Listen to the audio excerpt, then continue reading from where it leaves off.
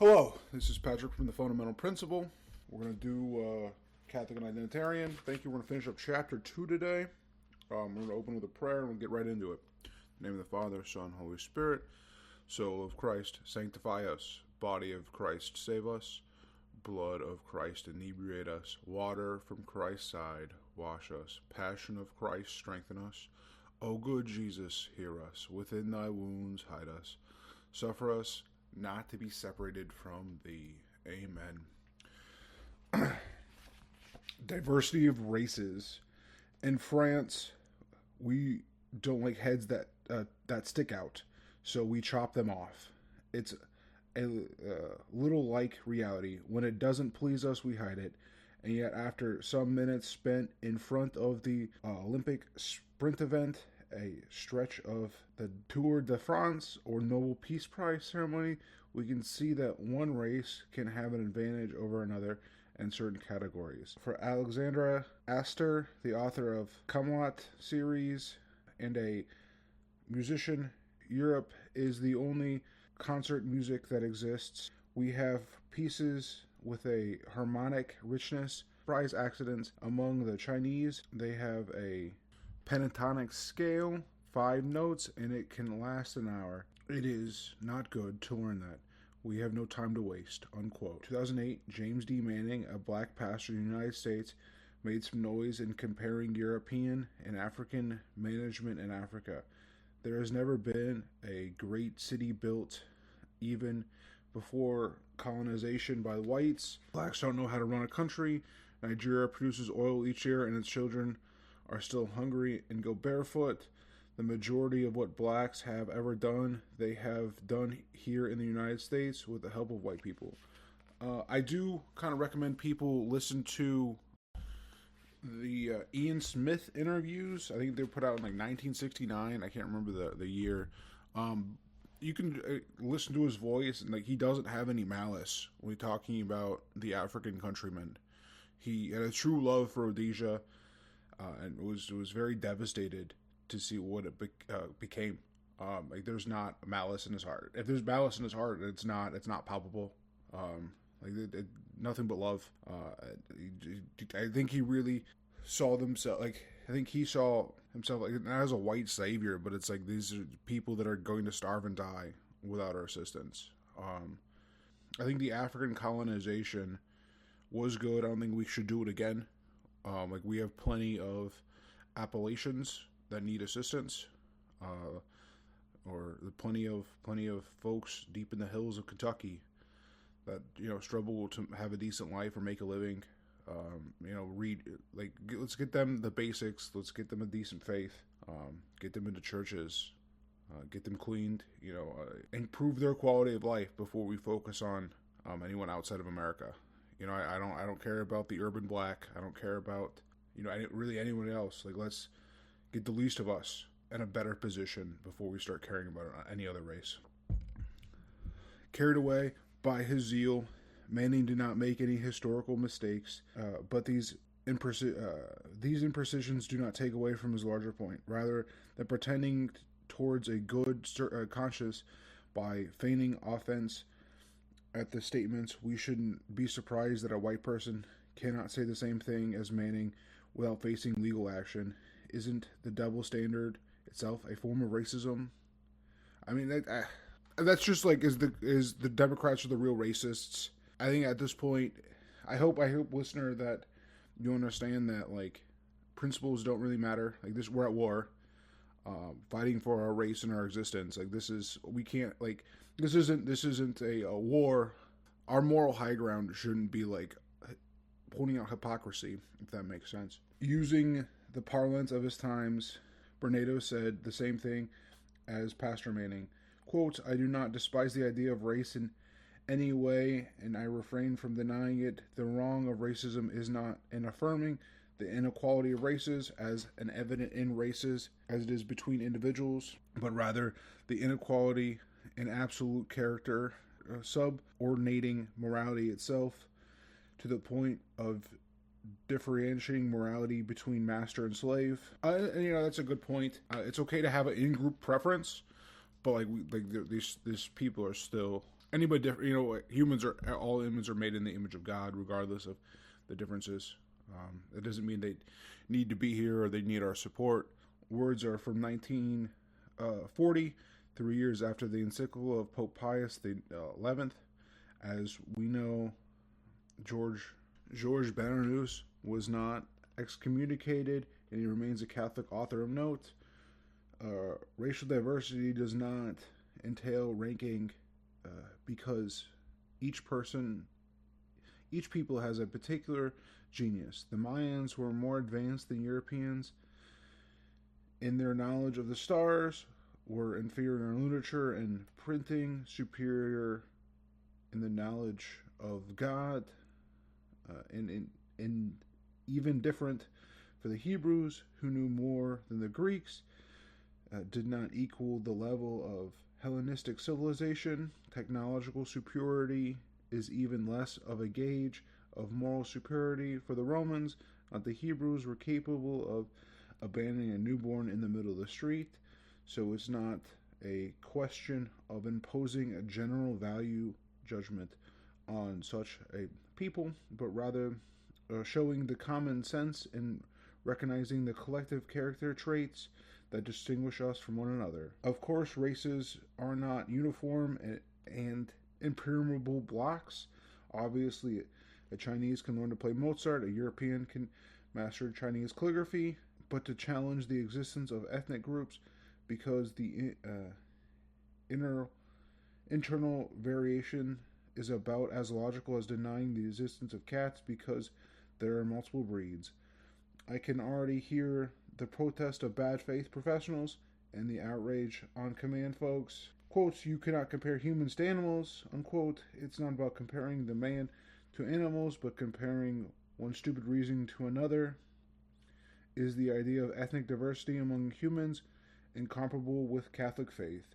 Certainly not. Professor Jerome Lujan, doctor and co-founder of Trisomy 21, was the father of modern genetics and a fervent Catholic. He spoke naturally about the diversity of races within a single species. The existence of various races do not remove the quality of human dignity, as it is the fact of being a creature of God endowed the reasoning, free will, especially a soul. There are multiple ethnic groups of races, but there is only a single species created and loved indiscriminately by the Lord. I think I'm gonna make a anti-classist post, a classist statement rather, on this. It's not polite to talk about the differences of people. It was scandalous, even. But you can go talk to trailer park, and you can tell a difference between. You can speak very bluntly and crudely about the differences in races because the lack of societal standards in more impoverished areas. So I think a lot of it comes from the lack of having discussion, comes from wanting to appear upwards, if that makes sense. To don't bring up not polite things, regardless of how scandalous or regardless of how blatant it might be. Rather, not scandalous. And I think a lot of that comes from our waspy. Correct me if I'm wrong. For anybody who is more familiar with WASP upper class than myself, but I think it comes from the Victorian WASP LARP that goes on in America. So I think once that gets replaced, or we just are in such a dire situation that manners don't matter, that we'll finally get over it, this hurdle. We're not equal in sports or illness. Sports are a good indicator for the differences. No one can deny the overrepresentation of blacks in sports like basketball or sprinting. Partisans of political correctness, especially in the United States, when the debate is more open, than in Europe, argue that sports have been the only way for blacks to get out of the ghetto. But this argument doesn't hold. Blacks can make it into the White House or the head of large multinational companies, while all remaining overwhelmingly dominant in certain areas of sports. When the National Basketball League was open to blacks in the 1950s, their population went 3% to 65% in 30 years. Today, that is comparable to nearly 80% of all the NBA. So, I don't really like this section. I pre-read this. He goes into a lot of it. I don't know what the political background of this guy is, but like I don't understand why blacks were put into or systematically put into higher positions of popular authority as a white societal norms. Like rap didn't become popular until Eminem. I don't know that much about basketball, to be honest. I'm not gonna like sit here and pretend like I do. I think there's probably more, blacks being good basketball players, running backs, and then that being like the peak rule, the preferred the preferred religion of America. That might have to do with some marketing and some interesting finances behind closed doors. This is just me speculating. This is gut instinct. I can't prove any of this. I'm sure if I looked into it for probably 5 minutes, I could find culprits behind the NBA and NFL drafting and marketing teams. I'm sure I can find recognizable names, I'll say. In the 2000, the American journalist John Etney published a book called Taboo: Why Black Athletes Dominate Sports and why we're afraid to talk about it. Etney explains the sport achievements of blacks and these of a growing number of anthropological, physical, and genetics. These are becoming less and less controversial. Etney details in particular that with West Africans who are better sprinters than their Eastern neighbors, quote, who are genetically characterized to have a lower amount of subcutaneous fat at the levels of arms and legs, proportionally higher muscle mass, wider shoulders, and more voluptuous quadriceps are generally have generally more developed musculature, unquote. In 2010, Adrian Bengini, a professor at Duke University, co-authored a study showing that in the physiology of the runners of West Africa, or the runners of West African origin, notably thanks to longer legs, they have a center of gravity that's slightly higher than the other counterparts of European origin. Their navel is therefore 3 centimeters higher, hence they have advantage in sprinting, because locomotion is essentially a process of continuous drop down towards the front, and the mass of falling from higher up falls more quickly, unquote. But whites dominate swimming thanks to having a longer average torso, unquote. The swimmer who makes the largest wave propels faster, and the longer his torso, the longer the wave, unquote. In 2012, sports journalist Jean-Philippe Leclerc published, I'm not going to pronounce the French of this. If you want to look up the French, it's the translation is why white doesn't run as fast, unquote. Or why white doesn't run as fast is the title of the book. The author focuses on work being carried out over a number of years, mainly in English, and notes that 2003, the discovery by Australian researchers of the alpha-actin 3, the sprinter gene.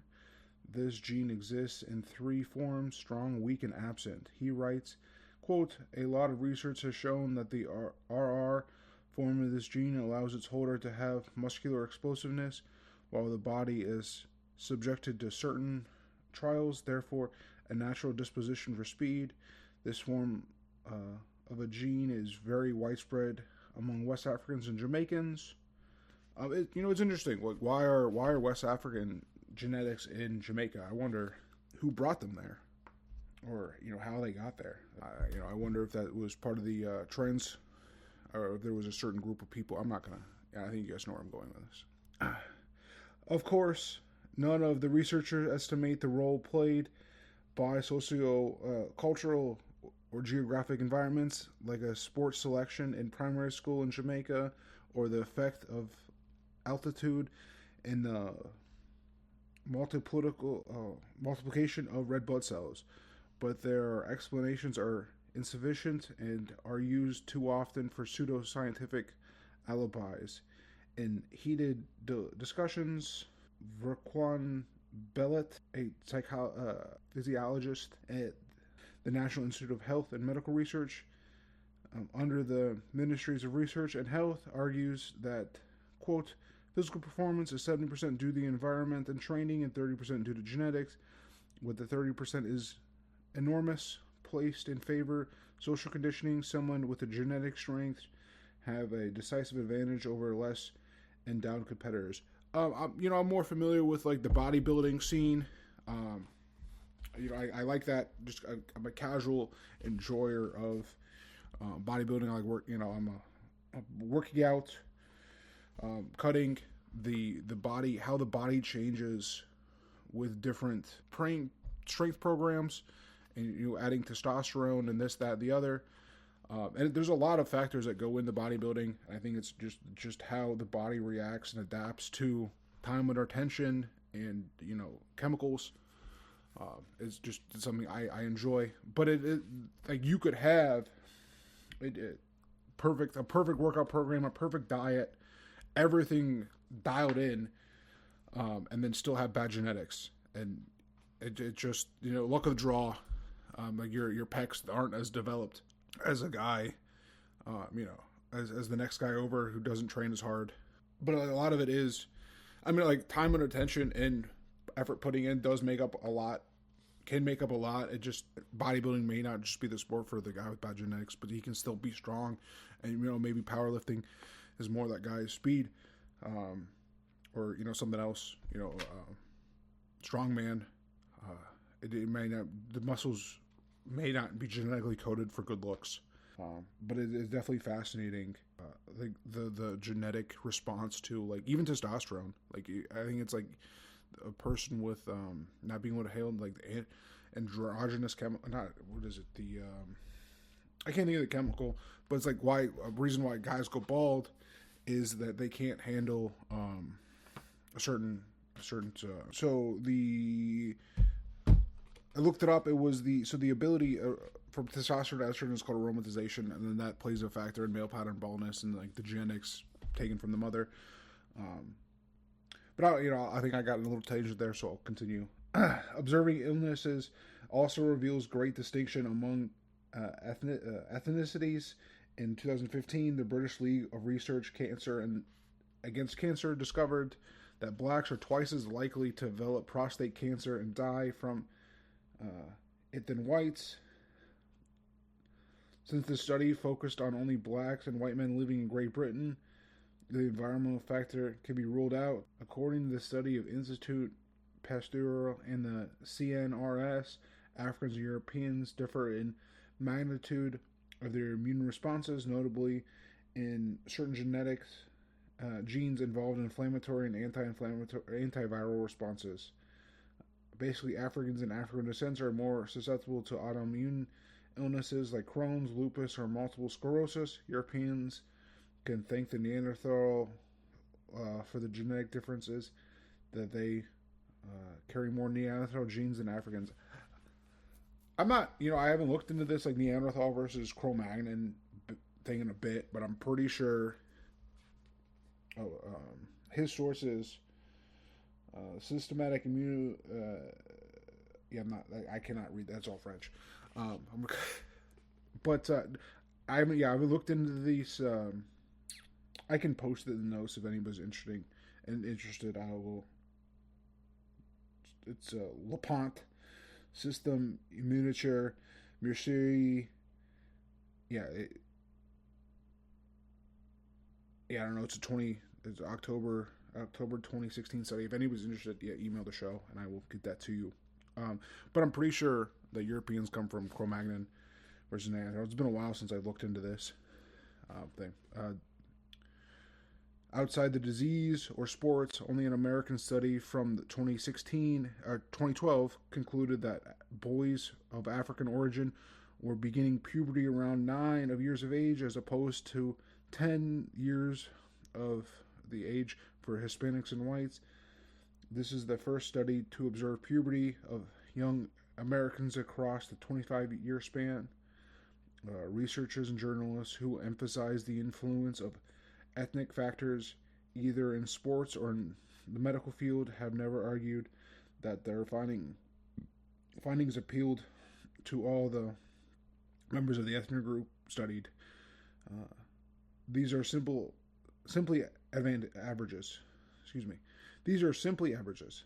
There is more probability that a sub-Saharan African will be a victim of prostate cancer, or a West African will run faster than a European.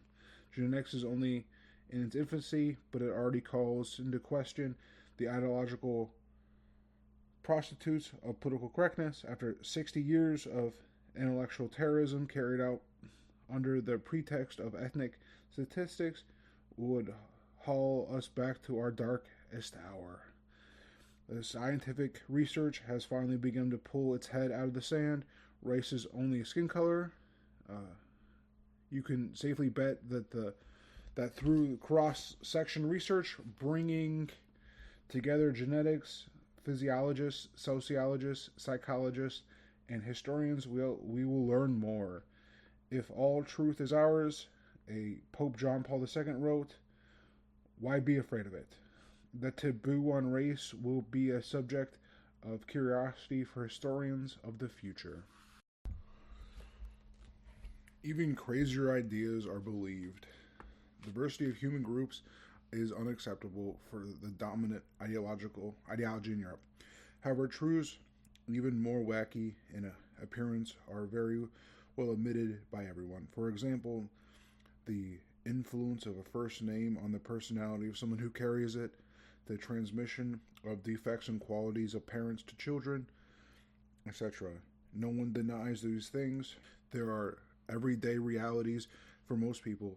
Just open any woman's magazine. According to the magazine Ella, the name Ravenous, the name Richard tends towards manipulation, the name Marie tends towards a prize, and conforms very closely to the current fashion, etc.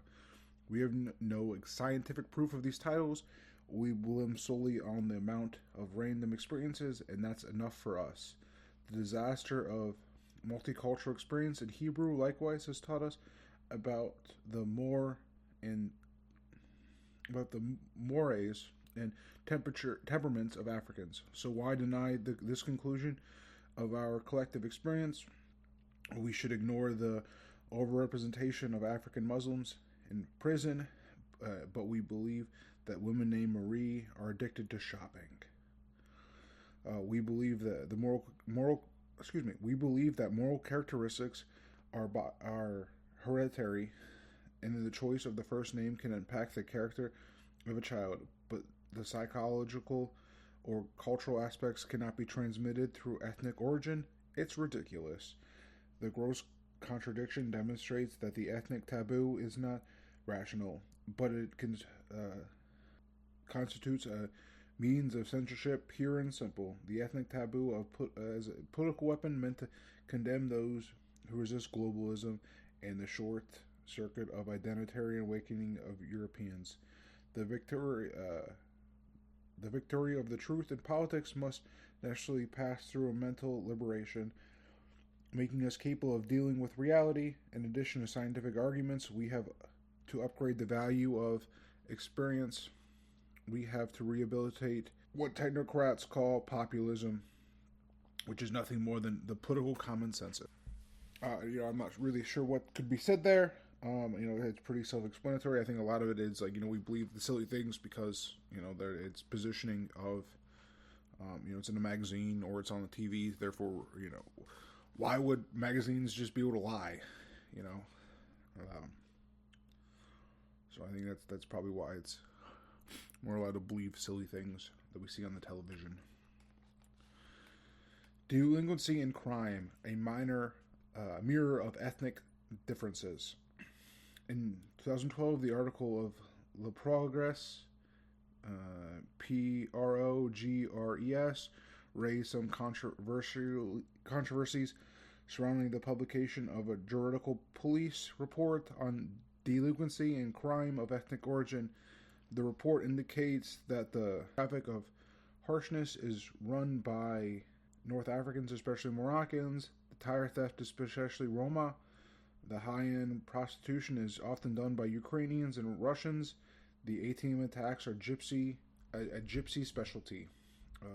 La Express, a police commissioner in a sensitive suburb, noted the different behavior between various ethnic communities. The blacks that we arrest react with instantaneous violence. They are frequently involved in random thefts or break-ins, whereas the North Africans, for example, are more structured, based around drug networks, unquote. And the journalist noted that the visitor who enters a prison in Paris region for the first time sees the true face of those incarcerated. Blacks and browns are overwhelming the majority. Regaining the virtue of prejudice. If we no longer dare to affirm the wisdom of prejudice, it's because we are mired in individualist and victim culture, paralyzed by the idea of offending the narcissism of people we're talking to. Prejudice belongs to the general bank and the capital of nations and of the age, writes the Catholic philosopher Edmund Burke. Considering the reason that produced it and the experiences that validate it, prejudice makes a habit of virtue. Prejudice, the school of wisdom. By eliminating prejudice in the name of an absurd political correctness, we are given up facing the broad outlines of human reality. To note the existence of these broad outlines has nothing to do with Manichaeism. In reality, one part of it is made up of fixed, timeless things, and the other part of adjustments according to circumstances, the rule and its expectations, but the rule precedes the expectations, and the constant prevail over variables. This is how the world is. In other words, dark gray, off-white, or electric blue do not contradict the existence of black and white on a palette of colors. Despite all the existing variations, the absolute references remain black and white. And the same that water is wet, fire burns, clouds hide the sun, even if not the case that every cloud obscures the light entirely. It's much the same with people. The French are grumpy, the Russians drink vodka, the Italians talk with their hands, the Japanese are reserved. Not everyone is like that, but in the aggregate, there are some strong tendencies. Like individuals, peoples have the characteristic traits. Juan de Solorzano Pereira, a Spanish judge of Peru in the beginning of the 17th century and counselor to some of the highest Spanish authorities, noted, quote, based on long experience as judge of the Judicia de Lima, the court of justice with law enforcement powers, concerning the mestizos, we see that the majority of them show themselves to be a vicious and depraved nature, and that if they themselves were to carry out the largest number of wrongs and humiliations towards the Indians. Now this is an example of an object remarked based on experiences, a prejudice, in the noble sense of the term. As envisioned by Burke, there are similar testimonies about blacks, Indians, Creoles, and other American communities resulting from the contact with Europe. And the same holds elsewhere in different times and periods in different parts of the globe. At least before 1945, the intellectual terrorism that was installed by the executors of Hiroshima and Katyn, problem of mestizos, was a reality in Spanish America in the 17th century, as there is currently a black and Arab Muslim population in Western Europe in the 21st century. What thought police can stop us from saying it? The only prejudice that does not shock Europeans today are those that are aimed at Europeans. You only have to look at a language learning methods which are quietly loaded with assertions of this kind. The assimile, a method for Spanish, you can read in the second lesson. Quote, on the whole, Spaniards have a jovial character. They love social life and are friendly and make easy contact. Unquote. We don't say, quote, stubborn as a Breton. And don't we say stubborn as a Breton?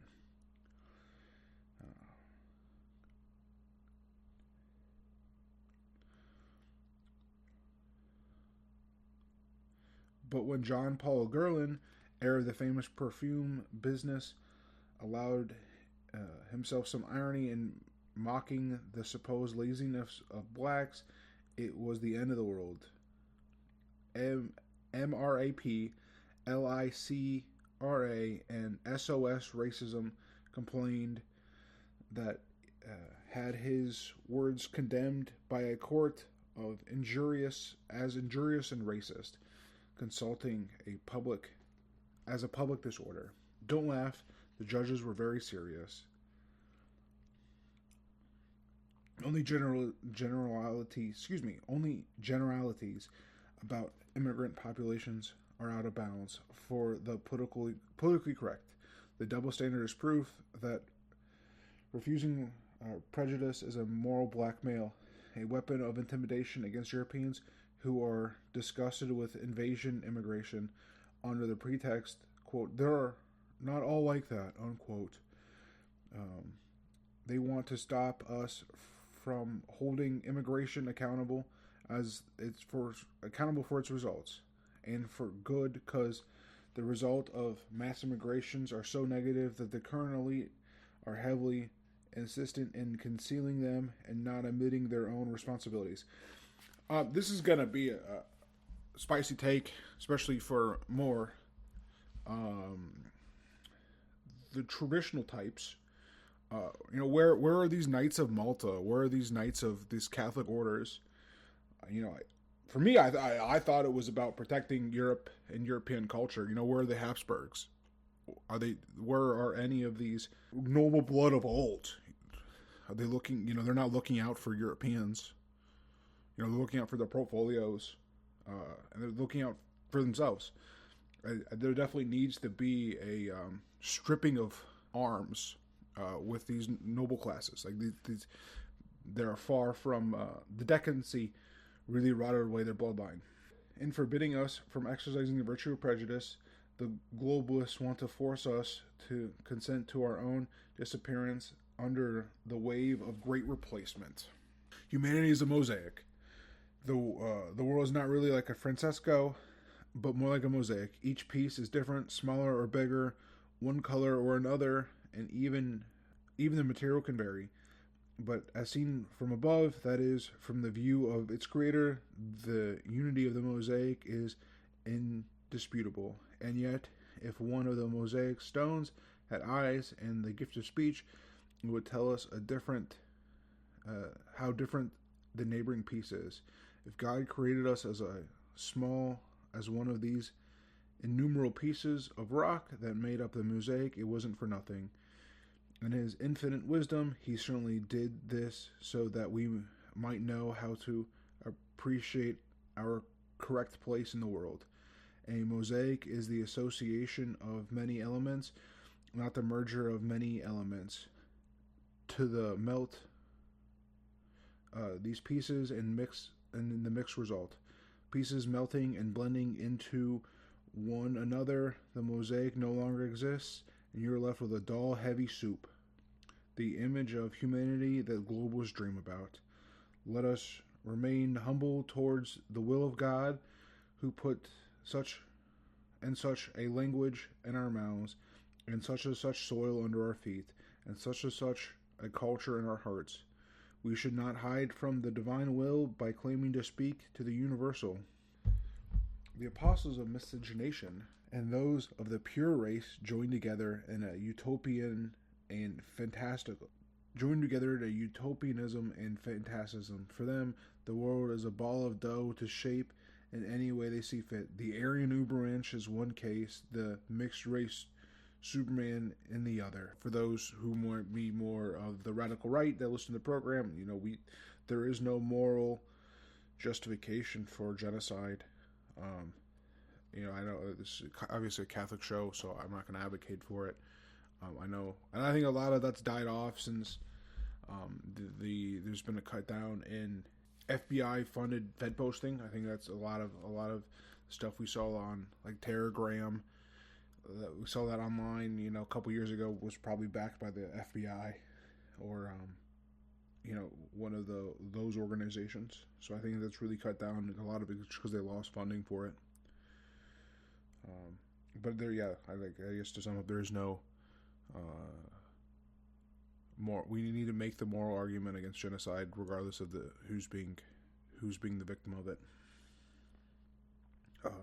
France, a country of the white race, to deny the historical importance of race, certain people take the example of France, repeating an ad nauseum the famous phrase of the historical Jacques Bainville. Quote, the French people are as a composite, the better than one race, they are a nation, unquote. Too bad they don't cite the author fully, otherwise they would see that Bainville had in mind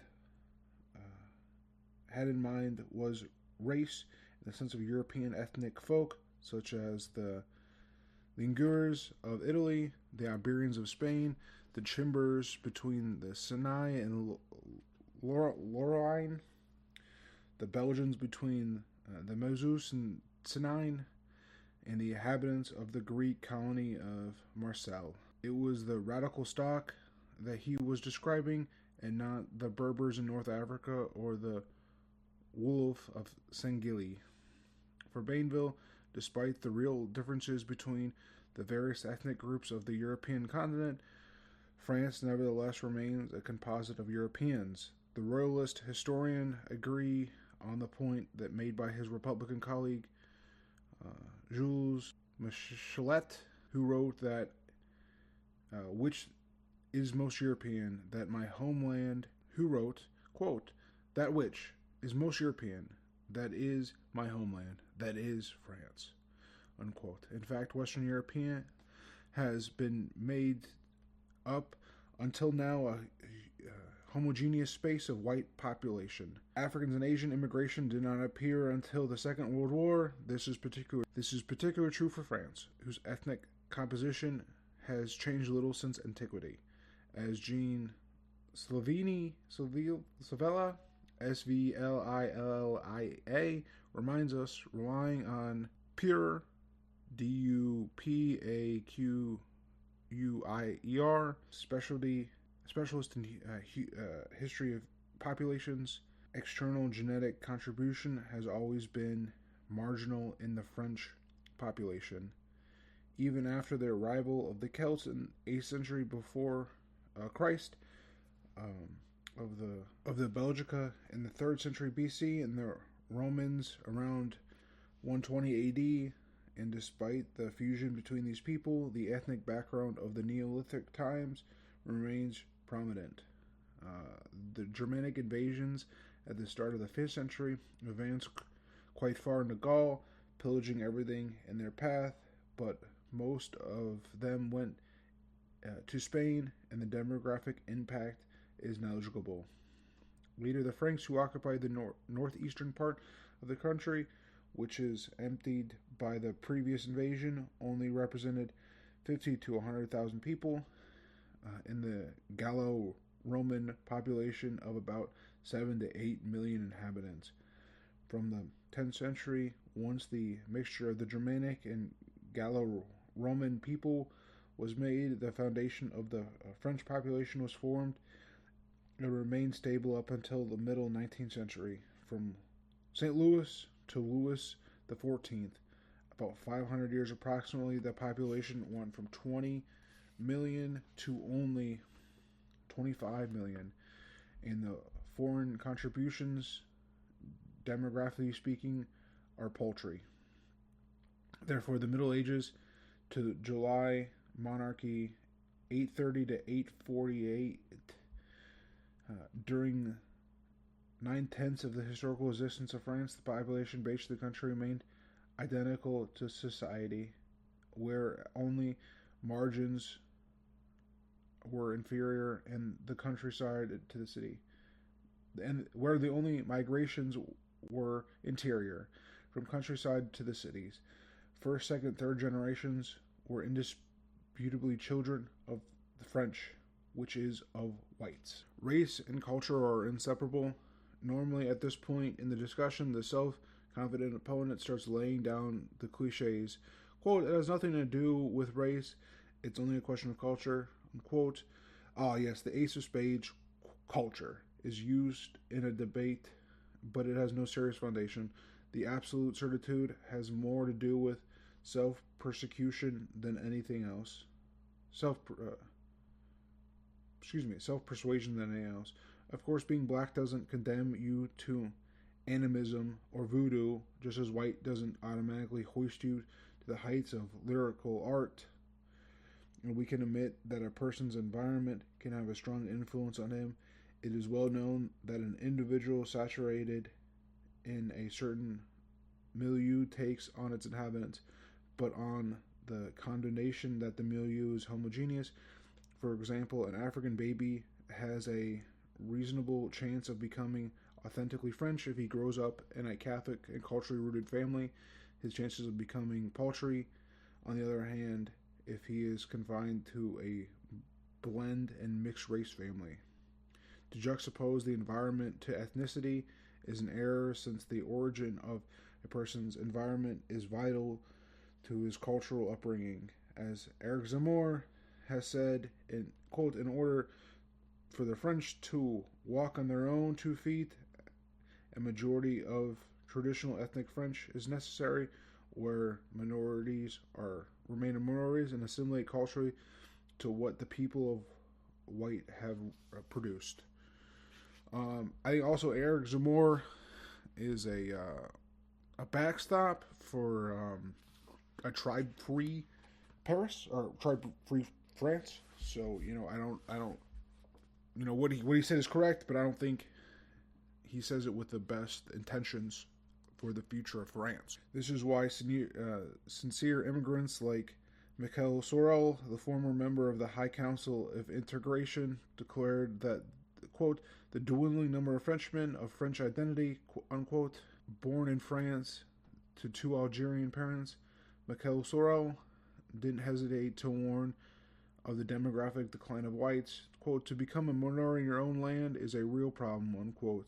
The assimilation of foreigners is impossible without the preservation of the original ethnic stock to the host country.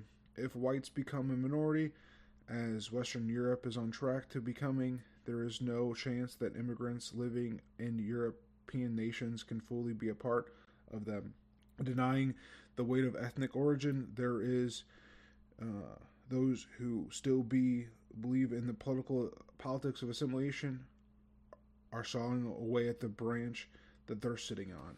I think that I don't know if this is I don't really see this take said too much, but as European or white stock European stock declines, there's going to be immediate change in culture, and I think it's a big reason why we can't go back. We can't pretend to live. We can't remake a society before any of the world wars. Especially, we can't, like, we can only go forward. There's no, I don't know how I want to phrase this coherently.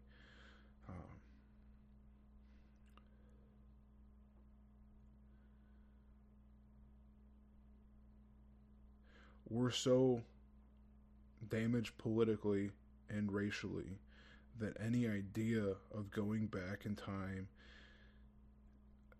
cannot exist, because we don't have the same people of mindset and merit. We don't have the 19th century, the 1920s century, the 1920s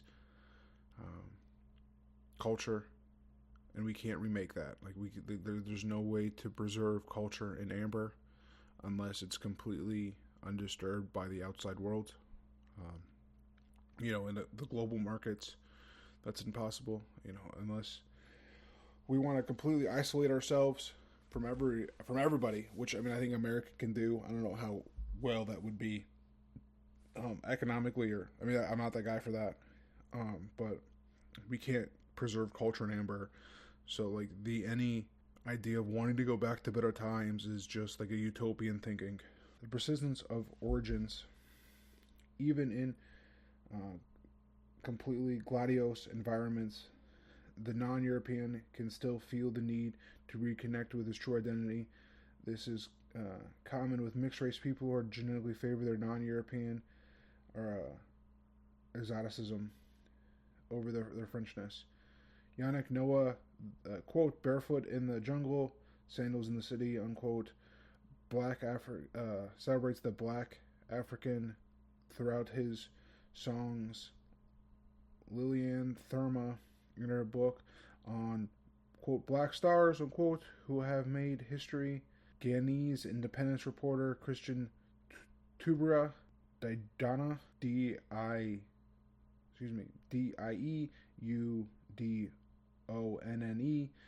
announcing his departure to Cameroon, the island of my ancestors, unquote. I apologize for all the errors. If French is not good. I'm not good with any French words. I've mentioned this before, but for any new listeners, I appreciate the patience. The search for roots, when it's not based on anti-French resentment, can lead to immigration descendants to rejoin his homeland to accomplish his quest for identity there. Let us not scorn his fundamental aspirations of every human being, and intelligently and charitably put into film by Cheyenne Marie Caron in her film Thinking in Terms of Common Good. The show, in short, the argument for the primacy of culture over ethnic origin is valid only on the individual level. For everything is possible on the individual scale, since everything exists in nature. There are Europeans who convert to Islam, sub-Saharan immigrants who have passed for the French language, and Muslims who protest in favor of Charlie Hebdo's right to caricature the Muslim prophet. But this is far from being representative of the Europeans, Africans, and Muslims in the aggregate. On the larger scale, there are consistents, of course. Not all Africans beat on from dusk to dawn, but you have to think Africa is not Beethoven's Ninth Symphony that comes to mind. When you think of Africa, it's not Beethoven's Ninth Symphony that comes to mind. The only level pertinent to political analysis, that is, of the aggregate, because only the large collective realities allow us to better approach the truth and thus orient our action. Isolated realities are not negligible, but must be understood in their correct place. They are adjustable variables, not the compass itself. Adopting the way of reasoning is fundamental, for theoretical reflection exists to serve the practical action, that is, to guide political power. The goal of the state is to serve the common good and not the personal interests of a few. The state is not a social worker, but rather the shield of the community.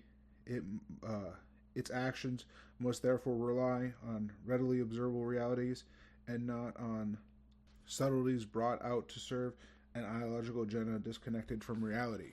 I think that, to me, this is why the state should serve the people, obviously, but it also is like a protector of culture and important political institutions for the common folk that help the common folk. So I think that's why conservatives and libertarians are so dangerous. They want to mitigate the government in trade for like a Walmart or Tesla to control big business to control a country rather than, a folkish government institution. To love and defend our race. If Hitlerism is thought to be evil in the Catholic vision, it is because it places one element of human society as the summit of creation, that is, in the place of God. There is a distinct mark of modern ideologies. For Hitler, it was race. For Marx, it was social class. For the liberals, it's the individual liberty, in particular to the right to property and free enterprise. The vision of the church, race is not in question. Race, beginning with our own, is worthy of being defended and saved, as it holds a necessary and honorable place in creation. We will never apologize for the tenderly loving, the soft beauty of a Nordic face, the proud and martial look of the Roman gaze, or the timeless splendor of the delicate white skin whose freckles settle in the constellation, like a constellation of stars. Yes, we love diversity, and we want to preserve it because the world pleases us as it is. Yes, we have the right to want our children represent their parents. Yes, love for our own and for creation is at the center of our struggle.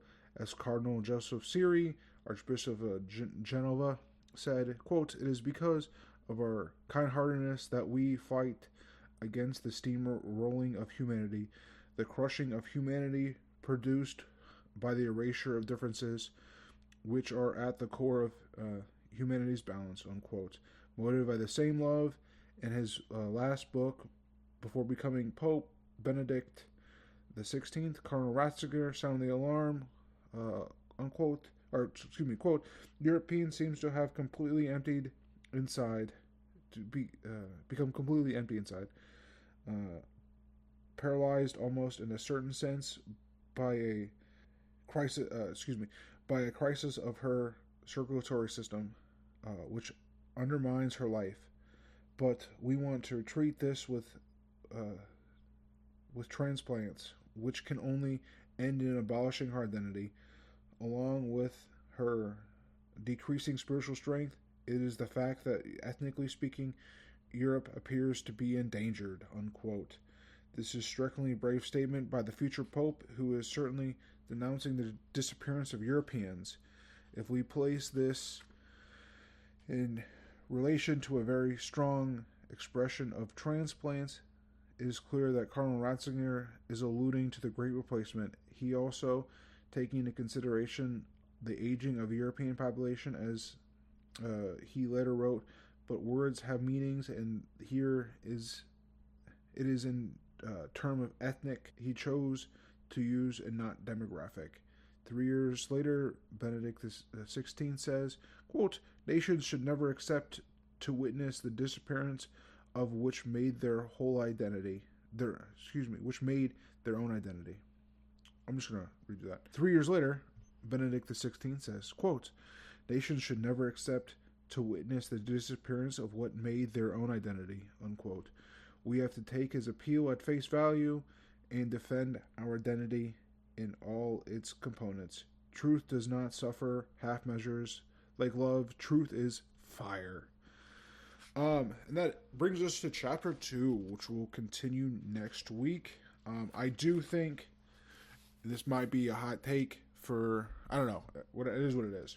I think that Benedict and his brother, or Ratzinger and his brother, their love for their participation in the Hitler Youth really followed them their whole lives. Obviously, you can't be too boisterous post-war, and it becomes illegal to praise Hitler in any way, shape, or form, or even question the Holocaust narrative. But I think his brother earned an Iron Cross. I can't remember off the top of my head, but his brother was awarded a Medal of Honor for the Reich. So I think I can't imagine the love for the people was easily dissuaded from their hearts. I hope Pope Benedict is praying for us in heaven, This, I don't know. I'm not gonna make this a cinema contest post. It is what it is. I'm skeptical of the cinema contest position. But yeah, that's. Anyways, we'll end there. I don't really have anything else to say. I do appreciate everybody listening, and then I think we'll have. God bless everybody. Thank you guys for listening. Bye.